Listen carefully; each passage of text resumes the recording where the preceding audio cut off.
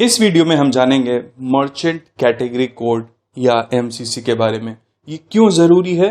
ये इसके ऊपर मैं प्रकाश डालूंगा और डिटेल में समझाऊंगा। और इस चीज पे मैं वापस फोकस करूंगा कि एमसीसी या मर्चेंट कैटेगरी कोड जानना बहुत जरूरी है, बिकॉज इसके बेसिस पे भी मर्चेंट डिस्काउंट रेट डिसाइड होता है।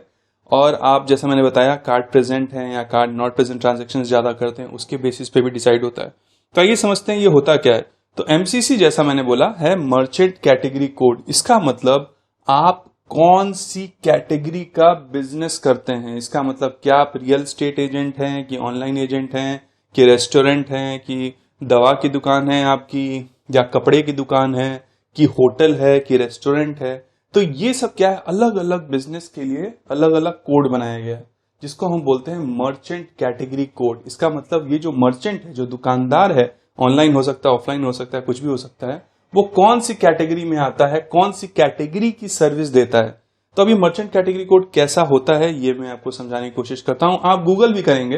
कि वीजा का, मास्टर कार्ड का, रुपए का मर्चेंट कैटेगरी कोड का लिस्ट मुझे दें, तो अगर आप डाउनलोड करेंगे तो आपको मर्चेंट कैटेगरी कोड दिख जाएगा। हर सिस्टम अलग अलग तरीके से अपने मर्चेंट कैटेगरी कोड को डिफाइन करता है, नंबर्स अलग अलग तरीके से होते हैं, लेकिन जनरली जो है एक स्टैंडर्ड बना हुआ है, ताकि जब भी पेमेंट हम स्विच करें, जैसे मास्टर कार्ड अगर बैंक को भेज रहा है या वीजा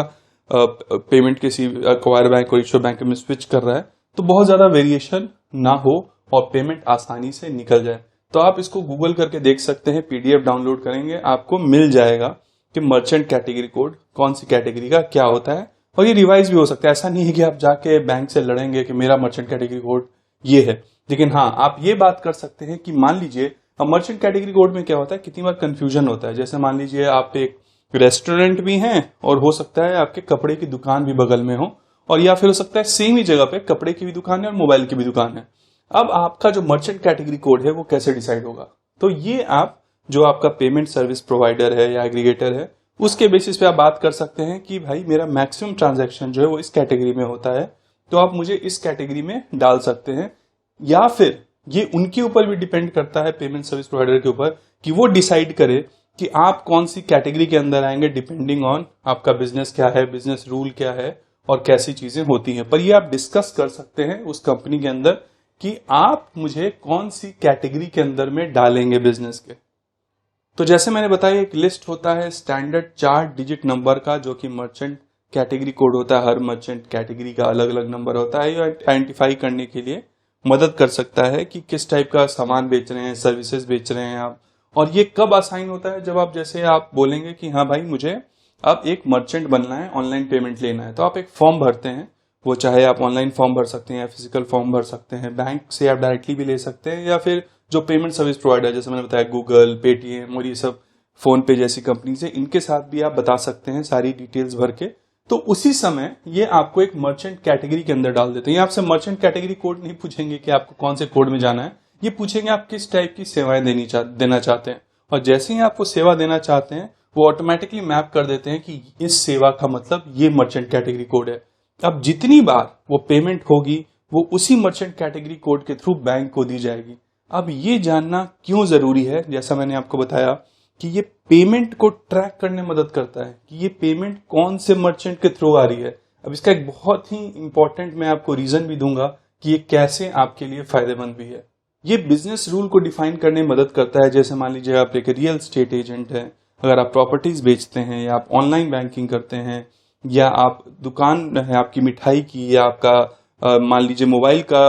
एक बिजनेस है, ऑनलाइन मोबाइल बेचते हैं, तो अब इसमें समझिए कि क्या होगा। अगर आपने कहीं पे खाना खाया है तो आप उसको वापस जनरली कोई नहीं करता है खाना खाने के बाद, और खाना खाने के बाद ही पेमेंट करते हैं, राइट। तो उसमें आप कह सकते हैं कि रिफंड के चांसेस कम होते हैं, कि कोई कस्टमर आके बोले कि भाई मुझे खाना पसंद नहीं आया, मैंने जो भी कार्ड स्वाइप किया तो उसके पैसे वापस कर दो। ये बहुत कम होता है, होता होगा पर मेरे हिसाब से तो बहुत कम होता है। पर अगर आप एक ऑनलाइन, मान लीजिए आपने मोबाइल खरीदने गए और आपने पेमेंट पहले कर दिया, मोबाइल बाद में डिलीवर हुआ, अब आपको मोबाइल पसंद नहीं आया, टूटा हुआ था, आपने क्या बोला, जाके बोला भाई मुझे मोबाइल नहीं चाहिए, मेरे पैसे वापस करो। तो उस वाले बिजनेस में, अगर आप उस वाली मर्चेंट कैटेगरी कोड में है कि आप ऑनलाइन सामान बेचते हैं, तो वहां पे हो सकता है कि एमडीआर डिफरेंट हो, क्योंकि आपके चार्जेस, आपके रिफंड्स आपके वो ज्यादा होंगे, क्योंकि रिफंड को प्रोसेस करने में भी बैंक का, पेमेंट सर्विस प्रोवाइडर का, हर किसी का कॉस्ट इन्वॉल्व होता है। तो वो मान लेते हैं कि ठीक है, हो सकता है इस वाले बिजनेस से हमने पास्ट में डेटा देखा है 5 से 10% का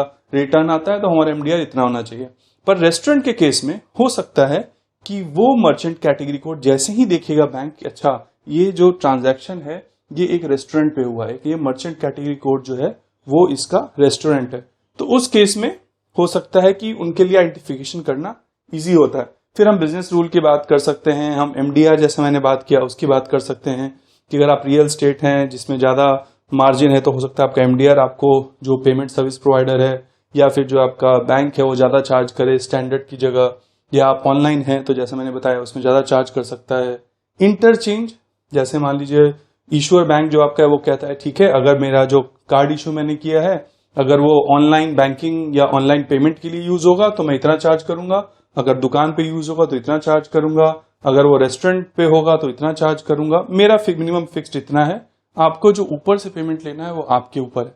तो बहुत सारी बार ये सारे बिजनेस रूल्स भी अप्लाई होते हैं। मर्चेंट कैटेगरी कोड इस चीज में मदद करता है जैसे कि आप किसी एक तरह का पेमेंट आप रोकना चाहते हैं कार्ड के ऊपर।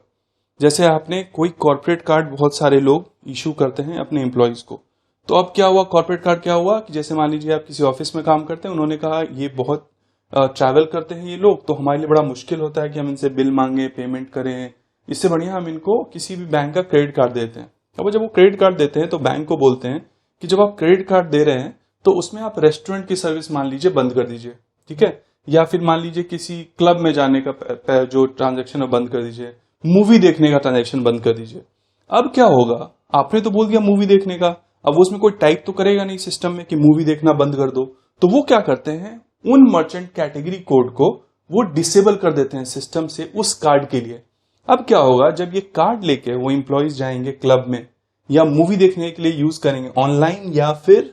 स्वाइप करने के लिए, वो कार्ड नहीं चलेगा,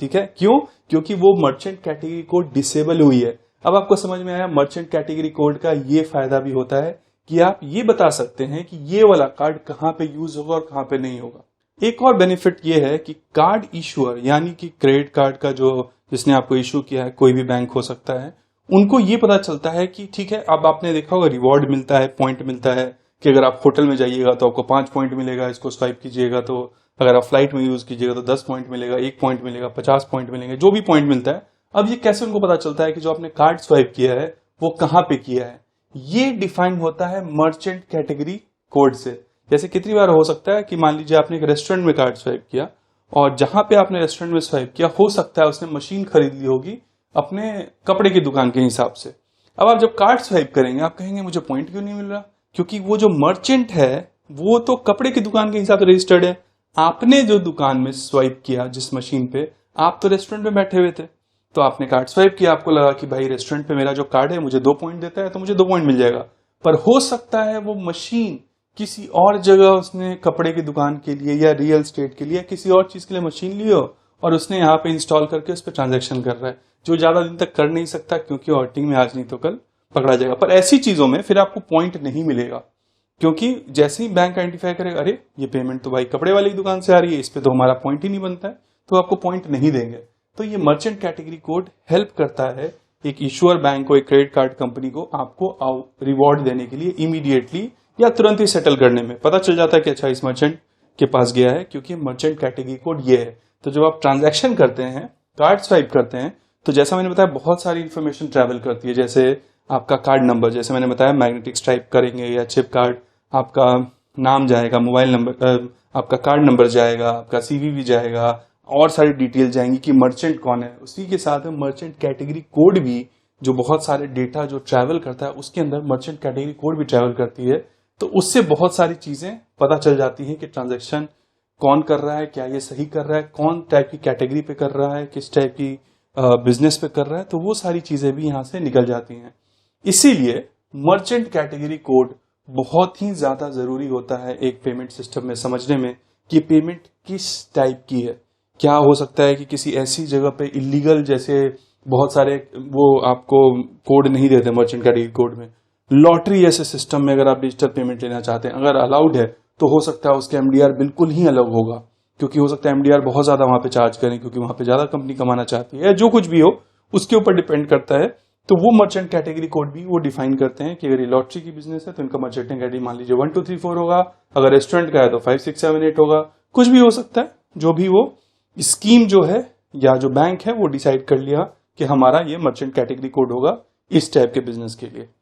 तो इस वीडियो में बस इतना ही। मुझे पूरा विश्वास है कि आपको मर्चेंट कैटेगरी कोड समझ में आ गया होगा, और जब भी अब आप पेमेंट इंडस्ट्री में समझेंगे कि एमडीआर क्या होता है, एमसीसी क्या होता है, बहुत सारी चीजें क्या होती हैं, आपको बिल्कुल ही साफ तरीके से समझ में आ गया होगा कि क्यों कैटेगरी मांगी जाती है जब भी आप अपने आप को एज अ मर्चेंट ऑनलाइन हो ऑफलाइन हो रजिस्टर करते हैं।